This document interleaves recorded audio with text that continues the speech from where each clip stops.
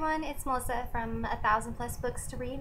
Today I'm here with a review of Out of Breath by Blair Richmond.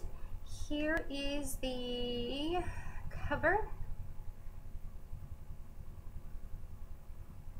And this book is available online. I believe it's available in stores as well on paperback. I'm not really sure, but I'll have all that information as usual in the bar below. Out of Breath was actually a really good book. It's about, there's probably about 6 characters that are really kind of main characters in this book. Kat is the main character, and she basically moved back. She's kind of on the run, actually. She moved back from where she was living to her hometown where she was born. It's called Lithia. I hope that's how you pronounce it. That's how I pronounce it, so it's gonna have to do. But she moved back there, and that's where she was actually born, and where her family lived up until her mother's death. Her mother was murdered. And Kat ends up kind of, finding herself back in this town, and she has absolutely no money. She's pretty much homeless at that point and is kind of looking to restart her life. She meets this very great couple named Stacy and David, who run a local shoe shop there for runners. Lithia is very big on runners, more so than any town I've ever heard of. And so she ends up, meeting this couple, and Stacy decides that, she's going to take her in, and she's going to give her a job, and she's going to help her out. They become really good friends,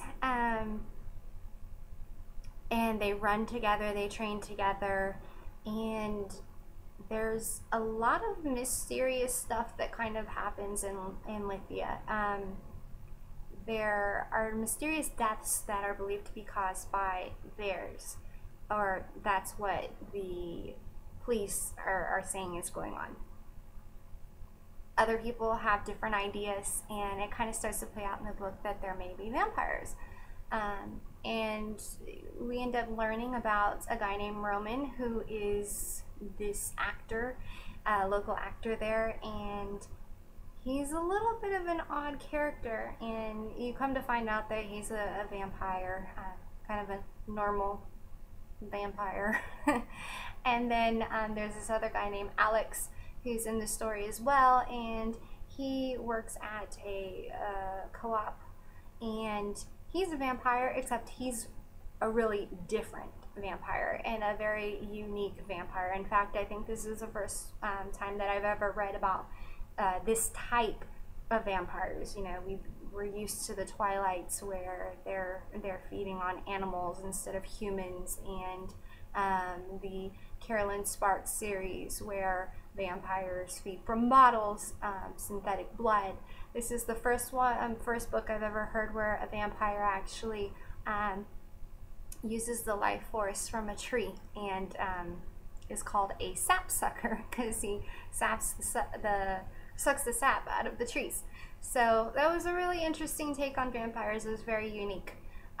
It was a really good book. It was very fast paced, kind of funny because it's all about running in a lot of portions, and I found that was a really interesting kind of like metaphor type thing too, because the whole book is based around running from yourself, running from your past, running from secrets, and actual running, like marathon running. So it was kind of cool to see that play out all over the place, where everything was kind of related back to this one subject, yet in different ways.